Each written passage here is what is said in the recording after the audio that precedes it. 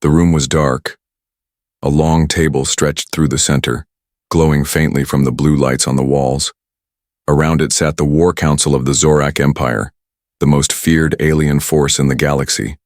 Their claws tapped against the surface as they watched the projection of a small blue planet. Earth. To them it looked weak. One counselor leaned forward, his voice dripping with arrogance. Is this the human world? Pathetic. Their cities are small, their ships are primitive. This will be easy. Another laughed, his teeth sharp and shining. We conquered worlds 10 times larger. We crushed species with far stronger armies. Humans will fall in days. The council chamber filled with laughter. They had done this before, countless times. One species after another erased. Why should humans be different? But in the shadows, one elder remained silent. His eyes were fixed on the image of Earth. He spoke slowly, his voice heavy with warning. You do not understand them. You see weakness. But I see danger. Humans are not like others. They do not fight only to win. They fight to survive. The council fell silent for a moment. Then the laughter returned, louder than before. No one believed the elder's words. Far away, on Earth, the humans were already preparing. Their telescopes had caught strange signals. Their satellites had picked up movements in the far side of space. Governments met in secret. Generals whispered about fleets gathering beyond the edge of the solar system. The world was divided. Nations, with rivalries, old grudges, and broken alliances. But when the message came, when the first alien probe was destroyed in Earth's orbit, the truth was clear. Humanity was not alone, and something powerful was coming. A single question echoed across every capital, every bunker, every hidden command room. Will we survive? The Zorak fleet was vast, stretching like a sea of fire across the stars. Hundreds of warships, each larger than a city. They had weapons that could melt moons, shields that could block entire nuclear arsenals. To them, humanity was nothing but a wild animal to be chained or killed. The commander of the invasion gave the order. Move toward Earth. Show them the power of the Zorak Empire. The fleet advanced, their engines burning like suns. On Earth, fear spread like a storm. People panicked. News channels showed strange lights in the sky. Governments tried to hide the truth, but whispers always escaped. Children asked their parents, "Are the monsters real?" Soldiers sat in silence, checking their weapons, knowing how small they were compared to alien firepower. Scientists spoke in hurried voices. Their technology is beyond ours. We cannot win a direct war, but one thing united humanity. They refused to surrender. The first human ships launched, old, fragile, made of steel and fire, nothing compared to alien metal. They looked like toys against the massive fleet. Yet inside them, men and women sat ready. No fear, only determination. The alien council watched with amusement. Look at them, one said. So weak, so desperate.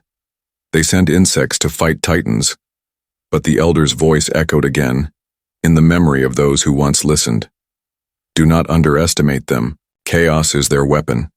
Desperation is their strength. In the silence of space, the two fleets faced each other. The Zorak ships gleamed, perfect and polished, symbols of a flawless empire. The human ships looked broken, patched with old parts, painted with names of cities, families, and lost soldiers. The alien commander sneered. This will be over in minutes. Then suddenly every light on the dark side of the moon flickered alive. A shadow moved, and from that shadow a fleet rose. Larger than expected. Hidden, waiting, watching. Human warships, more than the aliens. Imagined, crawling out of secret bases like predators ready to strike. In that moment, the arrogance of the Zorak Empire cracked. The humans had not run. They had not begged. They had prepared. The narrator's voice whispers. They thought Earth was weak. They thought humans were prey. But they forgot one thing. Humans do not fight to win. Humans fight to survive. The battle had not yet begun, but tension filled every ship. The Zorak fleet hovered like giants, their hulls glowing with cold silver light. They were calm, confident, and arrogant.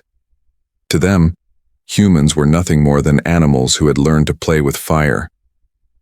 Inside the command ship, the alien commander leaned back in his seat. His scaled hands moved across the control panel as he studied the small human ships forming in orbit. He laughed, a deep, harsh sound that echoed through the chamber. "Look at them," he said. "These humans bring us rust and scrap metal. They think they can fight the Zorak Empire with toys. This will be amusing." The officers around him nodded. They too had fought many wars, conquered many worlds. Every species they faced had fallen. Some begged for mercy. Some tried to resist. But all of them broke in the end. Why should humans be any different? Another officer added. They are divided. Their nations fight each other even without us. They have no empire, no unity. They cannot stand against us. The room filled with agreement. To the Zorak, humans were already defeated. Weak, chaotic, foolish. But what the aliens did not see was that chaos itself could be a weapon. On Earth, the world leaders gathered in underground chambers. Old enemies sat side by side. Generals who once fought against each other now shared maps and strategies. For the first time in centuries, humanity was united, not by choice, but by survival. A voice echoed in one of those war rooms. If we fall, everything ends. No second chance. No surrender. This is not about winning territory. This is about existence. Nations sent their best. Scientists built weapons overnight. Soldiers volunteered without hesitation. Farmers, engineers, students, all ready to fight in any way they could. Humanity's power was not in technology. It was not in size or numbers. It was in will. In the unbreakable decision that no matter how strong the enemy was, Earth would not kneel. Back in the alien council chamber, the elder once again spoke, his voice steady, but ignored. You think they are weak because they fight each other, but I tell you, when humans are threatened, they become something else. Their divisions disappear. Their chaos turns into fire, and fire spreads. The younger commanders hissed with amusement. Elder, you are blinded by fear. Look at their ships. Small, fragile, unworthy of battle. One strike from our fleet, and they will scatter like dust. The elder closed his eyes. Perhaps, but mark my words, underestimate them, and you will not only lose this war, you will lose everything. In orbit, the first human ships prepared for engagement. They were old, built for defense, not conquest. But inside, every crew member knew their role. Each ship carried names painted on its hull, names of cities, families, lost battles. They carried memories, anger, and love. Humans were not fighting for glory. They were fighting for survival. One captain whispered to his crew, "Remember, they think we are weak. Use that. Make them believe it until it's too late." The alien fleet advanced, their formation perfect, their lines sharp as blades. To them, war was mathematics. Organized, predictable, controlled. The human fleet, however, looked broken. Their ships drifted unevenly, some out of formation, as if lost. The aliens laughed at the sight. Pathetic, the commander sneered. They cannot even fly properly. But it was no accident. Humans had learned long ago that order could be predictable. And in war, predictability meant death. Then came the first strike. A single human destroyer darted forward, far too small to matter. The aliens ignored it at first, but then it turned sharply, moving in ways their computers could not predict. It rushed toward one of the Zorak carriers, ignoring its own safety. The alien officers panicked. "What is it doing? It cannot break our shields." But humans did not care about shields. The destroyer rammed directly into the carrier's weak point, sacrificing itself. The explosion tore across the alien ship, damaging systems that were thought to be invincible. The Zorak commander's smile vanished. The battle was only beginning, but already something felt wrong. Humans were not following the rules. They were not afraid of death. They were not predictable. Alien minds, trained for order and control, struggled to understand. Why throw away a ship so easily? Why waste lives? To them, life was calculated, valuable, not to be spent recklessly. But to humans, sacrifice was not weakness, it was strategy. In the silence of space, the narrator's voice rises. They thought humanity was divided. They thought chaos was weakness. But chaos was a blade, sharper than any weapon, and humanity was ready to cut deep. The alien commander looked out at the burning wreckage of his damaged carrier. His hands trembled for the first time.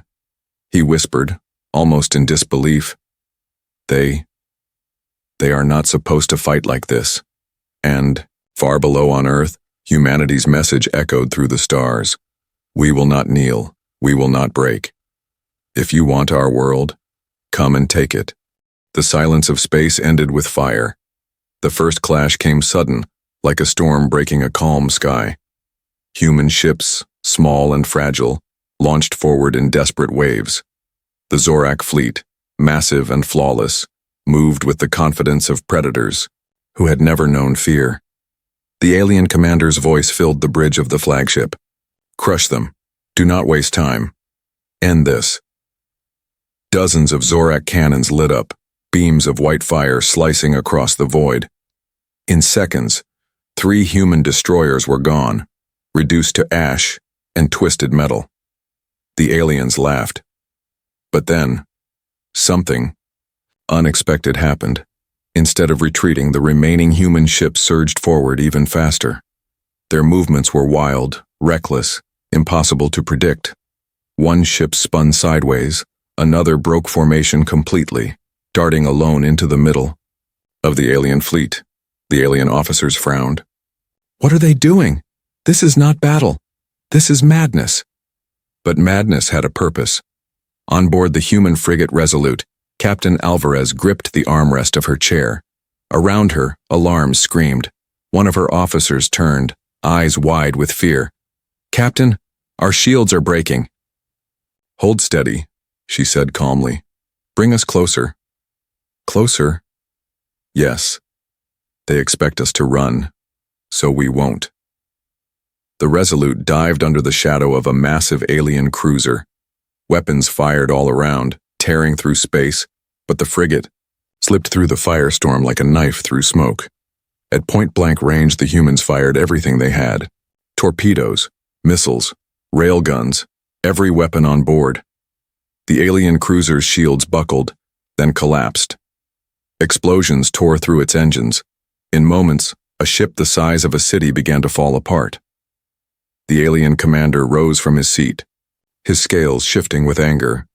Impossible, and that is impossible. But it was not. Humans fought differently.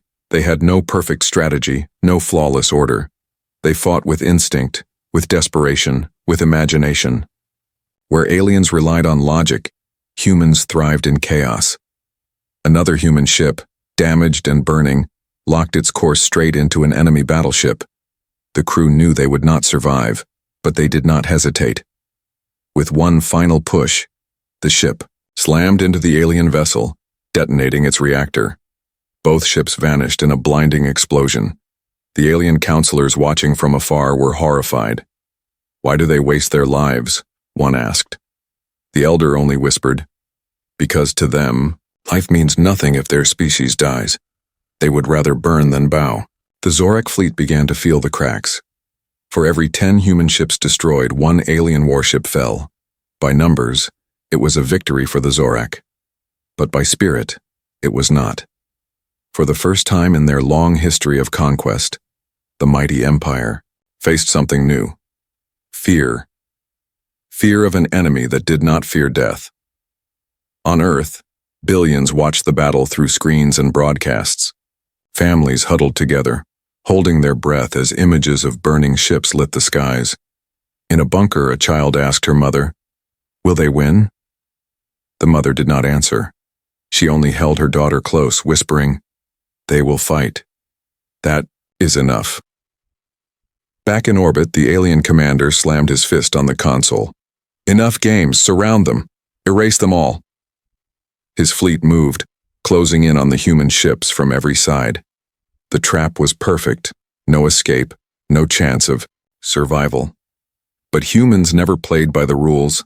From the dark side of the moon, more ships emerged. Old carriers, converted cargo freighters, even mining rigs armed with stolen weapons.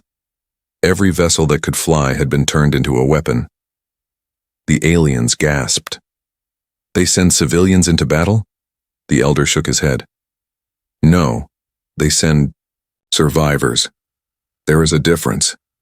The fight turned savage. Metal tore, fire burned, and the stars themselves seemed to shatter with every explosion. Humans screamed war cries as they rammed into larger ships. Pilots overloaded their engines, turning their ships into living missiles. Soldiers hacked alien communications, jamming signals, creating confusion in perfect formations. The Zorak, masters of order, struggled to fight in this storm of chaos. One officer shouted, "Commander, we cannot predict their next move." The commander growled, "Then stop predicting and destroy them." But it was already too late. Through the smoke and fire, a single human message spread across every channel. A voice, calm and unbroken, filled the alien fleet. "This is humanity. We are not prey. We are not slaves. If you come for us, you will bleed." The words echoed in every alien ear, cold as steel. The alien commander stared at the wreckage of 3 fallen cruisers. His pride was wounded, his fleet damaged.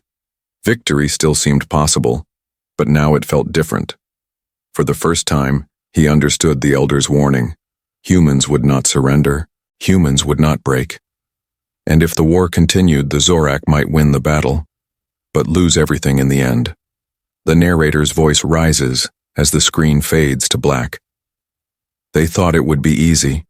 They thought humanity would kneel, but the first shot of war had been fired, and the galaxy was about to learn the true meaning of human survival. The wreckage of battle floated across Earth's orbit, a graveyard of fire and steel. Shattered ships drifted silently, broken, hulls glowing in the cold void. The Zorak fleet still stood strong, massive and shining, but the laughter inside their command decks had faded. The humans had not fled. They had not surrendered. They had fought like wild animals, and worse, like something the aliens could not understand. On the bridge of the flagship, the commander leaned forward, claws scraping against the armrest. His eyes burned as he stared at the broken outline of Earth. These creatures, they should have fallen already. An officer spoke carefully. "Their tactics are without order, Commander. We cannot calculate them. They fight without logic." The elder's voice echoed again, soft but steady. "It is not without logic. It is human logic. And that is more dangerous than you think." Back on Earth, secret war rooms buzzed with activity. Maps of the solar system glowed on giant screens. Scientists shouted over one another, working day and night to create weapons faster than anyone thought possible. "They are stronger than us," one engineer said. "Their ships are bigger, their weapons deadlier. We cannot fight them with strength." "Then we don't," another replied. "We fight them with something they cannot copy." "What is that?" "Adaptation. Humans had always survived by changing." On their own planet, they had faced ice ages, plagues, and wars that nearly destroyed them. Each time, they found a way forward.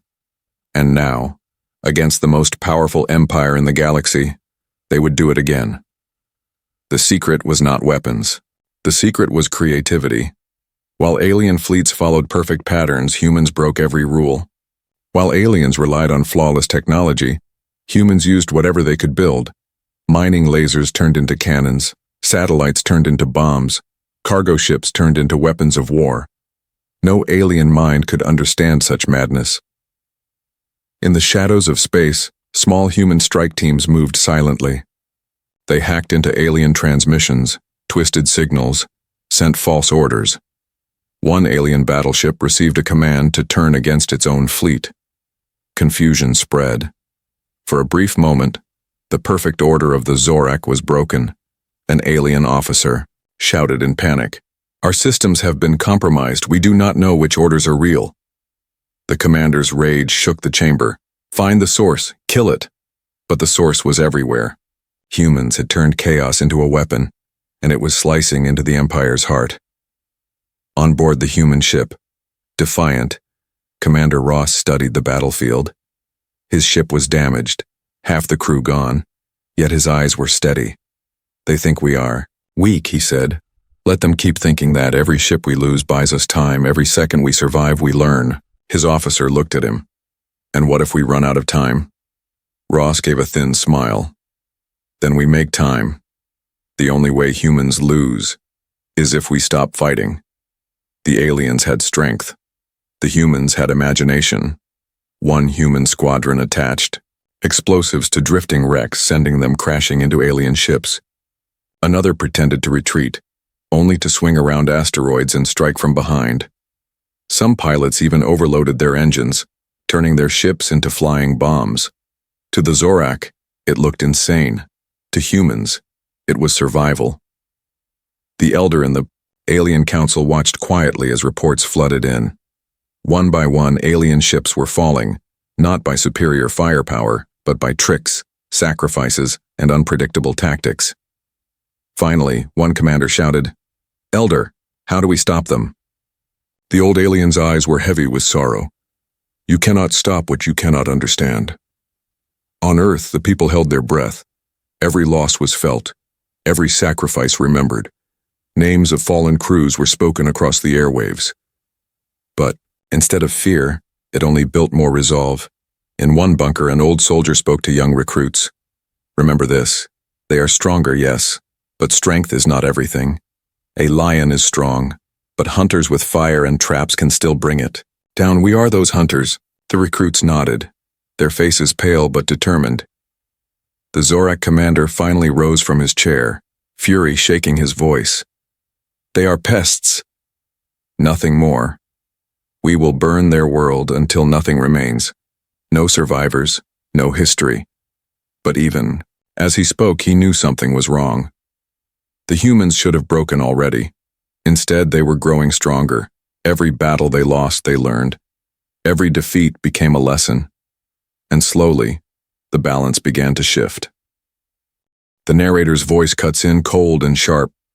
This was the human secret, not strength, not numbers, but the will to adapt, to change, to fight with madness and creativity. Against such an enemy, even the greatest empire in the galaxy would bleed.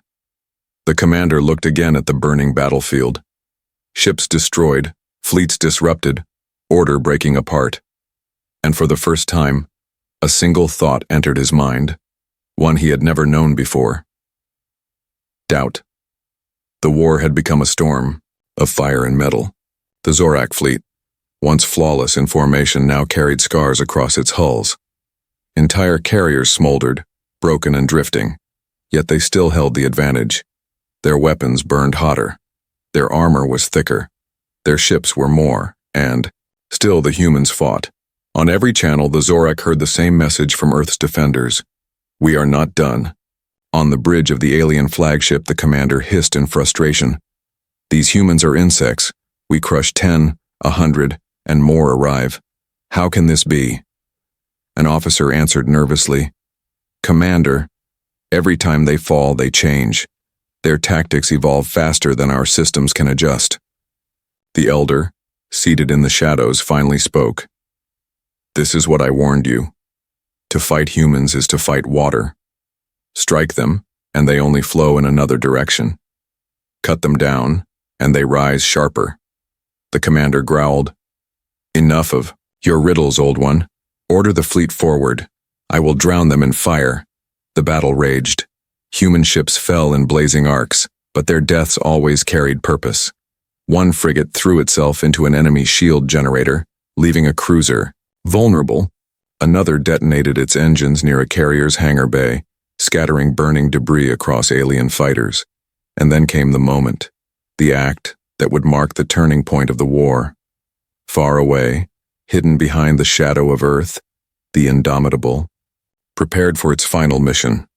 Inside the massive human dreadnought, Captain Hana Kim stood before her crew. Her voice was calm, her eyes steady. "You all know what this means. This ship will not survive. None of us will. But if we succeed, Earth will live. Our families will live. Humanity will live. That is worth everything. Not a single crew member spoke against her. Not one hesitated.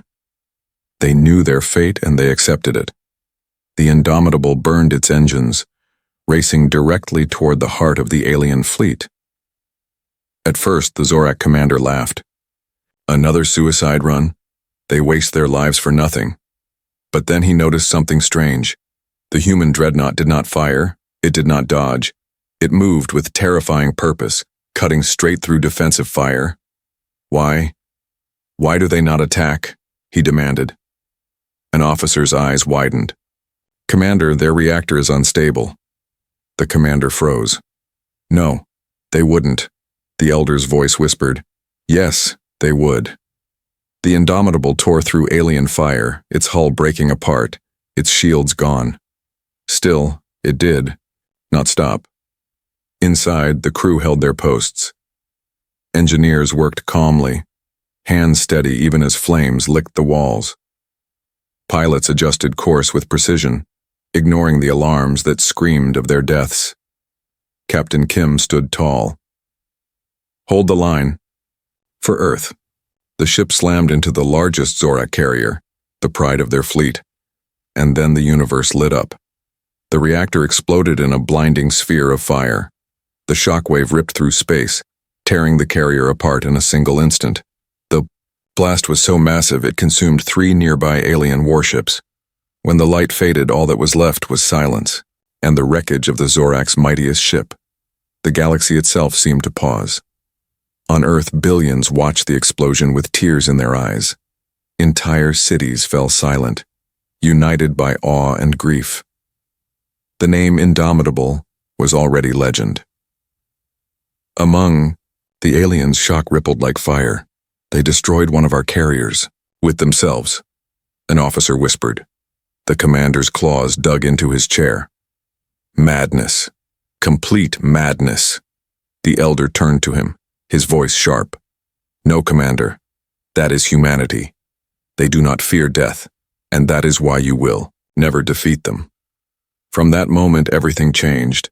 Fear spread through the Zorak ranks. Crews who had never known doubt now hesitated. Pilots who once flew with precision now second-guessed every order, because if humans could erase a ship the size of a city with a single sacrifice, then no Zorak vessel was truly safe. The human fleet saw their chance.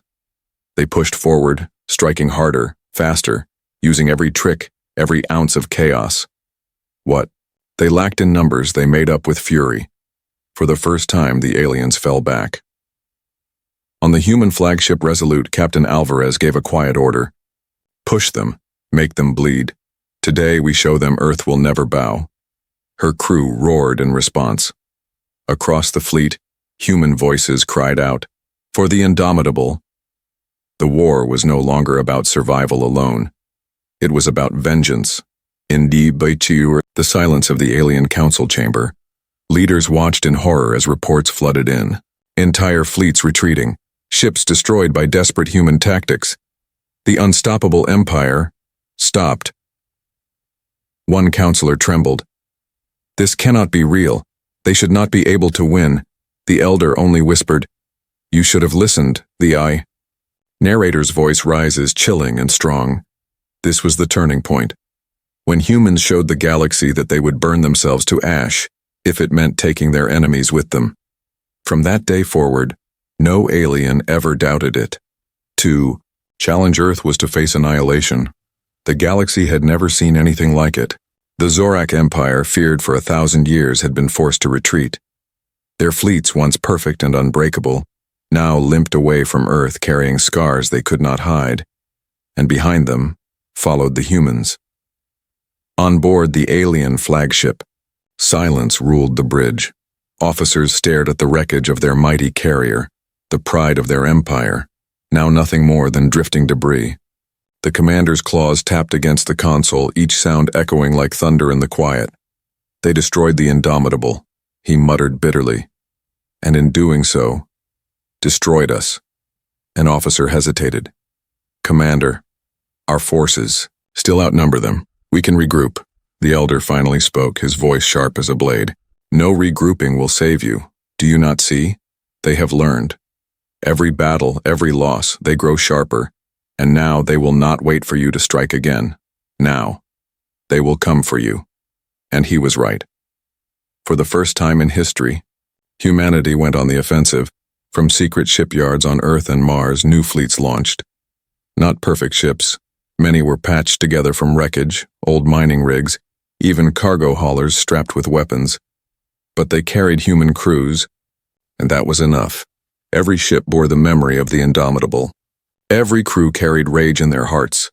The first counterattack came swift. A small human fleet jumped into a Zorak-controlled system.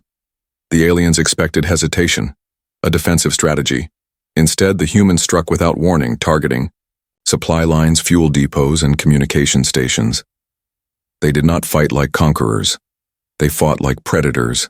An alien officer cried out as explosions lit the skies. They bypass our warships. They go straight for our lifelines. It was true. The Zorak ships were still stronger in direct combat, but humans refused to fight their way. They hunted weakness, striking in places the Empire thought untouchable. Within days, entire colonies burned, not human ones, but alien. Panic spread across the Empire. Worlds that had lived in safety for centuries suddenly feared the shadow of Earth's fleet. Refugees fled deeper into Zorak territory, whispering about humans who came like ghosts, fought like demons, and left nothing behind. For the first time, the Empire knew terror. On board the Resolute, Captain Alvarez studied a star map glowing red with targets. Her officers waited for her word. "We have one rule now," she said quietly. "No hesitation. We take the fight to them until they cannot breathe." Her crew nodded. One young officer asked, "Captain, what if we go too far?" Alvarez looked at him with eyes like steel. "There is no too far. Not after what they tried to do to Earth." The room went silent. Everyone knew she was right. The aliens tried to adapt, but fear broke their discipline. One fleet refused to engage, retreating the moment human ships appeared. Another misfired weapons into their own allies after humans hacked their communications. Entire systems, once loyal to the Empire, began whispering of rebellion. If the Zorak could be defeated, then maybe they were not gods after all. The Elder's words rang true across the galaxy. To fight humans is to fight the impossible. And when the impossible begins to win, empires fall. The attacks grew bolder. Humans captured alien technology, studied it, and within weeks, turned it against its makers. Their ships, once primitive, now carried weapons stolen and improved. Shields that had once seemed indestructible flickered under human fire. The Zorak commander slammed his fist on the table as another report arrived. "Impossible! They learned too quickly. This technology took us centuries and they master it in days." The elder looked at him with cold eyes. "That is the difference. You build to maintain power. They build to survive, and survival is the greatest teacher." The final blow came in the system of Vera, deep in Zorak territory. The Empire had gathered one of its largest fleets to defend it. Hundreds of ships, a fortress world, a symbol of their strength. They believed it could not fall. The humans came anyway, not with a larger fleet, not with stronger weapons, but with determination that shook the stars. They attacked supply lines first, cutting the fortress off. They unleashed electronic warfare, turning the Empire's own satellites into weapons. They launched drones by the thousands, overwhelming defenses. And then, when the Zorak thought the worst was over, the humans did what no one expected. They sacrificed again. A burning carrier, already crippled, flew straight into the fortress station. The explosion cracked its shield grid wide open. Human ships poured through the gap like wolves. The fortress fell. When news spread, the galaxy trembled. The Zorak Empire, once eternal and invincible, was bleeding out. Its fleets shattered. Its worlds burning. Its people whispering of the humans, those fragile creatures who refused to die. The Empire had sought to erase Earth. Instead, it was Earth erasing them. The narrator's voice echoes as the screen fades. This was not conquest. This was not revenge. This was annihilation. And from the ashes of the empire, one truth burned brighter than any star. Never challenge humanity. For if you do, your end has already begun. The empire was burning. Across the stars, Zorak worlds, once filled with pride, now lay in ruins. Shipyards were silent, fleets scattered, colonies cut off and abandoned. Where their banners once flew, only smoke and ash remained. And everywhere the whispers spread. Whispers of humans. They came like shadows. They fought like demons. They left nothing behind. For the first time in its 1,000-year reign, the Zorak Empire knew fear. On the last stronghold world of Drenmar, the High Council gathered. Their voices were no longer proud, no longer arrogant. They trembled with something they had never felt before. "They are not stopping," one counselor said, his voice breaking. "We surrendered systems, we abandoned colonies, but they still come." Another shouted, "What do they want? Why do they not take what they conquer? Why do they only destroy?" The elder, weary but sharp, gave the answer. "Because they are not here to conquer. They are here to end the threat, to erase it, to make sure no one ever dares strike Earth again." Silence filled the chamber. Far beyond, in the cold of space, the human fleet gathered. Once their ships were fragile and old. Now they were sharper, faster, armed with weapons forged from the very empire they fought. On the bridge of the Resolute, Captain Alvarez stood before her crew. The war map glowed red, showing the final Zorak strongholds. She spoke quietly, but her words carried iron. "This is the end. They thought us weak. They thought us prey. But now the galaxy will remember. If anyone dares raise a hand against Earth, this is what will happen." Her crew responded as one, voices echoing. No mercy. No surrender. No survivors. The final assault began. The humans did not march in with banners or speeches. They came like the storm, silent and merciless. Every ship struck with precision. Every weakness was hunted. Every hesitation was punished. Alien fleets tried to resist, but their fear broke them. Captains abandoned ships. Soldiers surrendered before the first shots. Entire colonies broadcast desperate pleas for mercy. But mercy was not given. This was no war of conquest. This was cleansing. On the ground of Drenmar, the alien commander watched as his defenses crumbled. Explosions tore across the horizon. Human, dropships rained fire from the sky. His officers begged him to flee, but he could not move. "This cannot be how it ends," he whispered. "We are the Zorak. We are eternal." Yet in his heart, he knew eternity had already ended. When the last fortress fell, when the last Zorak fleet was shattered, the humans did not cheer. They did not celebrate. They only broadcast a single message, one that reached every corner of the galaxy. It was not sent with music or pride or glory. It was sent in a cold, steady voice. "This is Earth. This is humanity. You thought we were weak. You thought we were divided. You thought we would kneel. But we fight differently. We do not fight for conquest. We do not fight for power. We fight for survival. And if you threaten that survival, we will burn your worlds. We will erase your fleets. We will end your empire. This is your only warning. Never challenge us again, for if you do, total annihilation awaits." The message spread far and wide. Species who once mocked humanity now watched in silence. Some bowed their heads, others trembled. A few whispered with awe. Never before had a young race, barely reaching the stars, brought down a galactic empire. The lesson was clear. Humanity was dangerous not because of strength, but because of something deeper. Something no other species could match. The will to survive at any cost. On Earth, the survivors mourned their dead. Cities rebuilt, families grieved, names of fallen ships were carved into stone. Yet beneath the sorrow, there was pride. The indomitable, the resolute, the countless others who had given everything. They had written history with their sacrifice.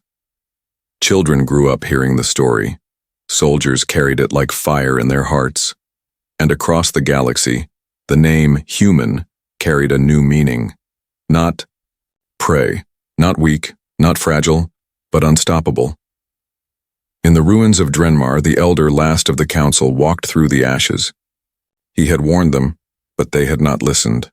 Now, only he remained. He recorded one final message before fading into silence. Let this be remembered. The humans are not to be challenged. They are not to be underestimated, for they do not fight for victory. They fight for existence. And when existence is threatened, they will bring annihilation. The galaxy will never forget. The narrator's voice fades as the screen grows dark. This was humanity's final warning. Not to the Zorak alone, but to all who would listen. Never challenge Earth, never test its people. For if you do, your empire will not survive the fire that follows.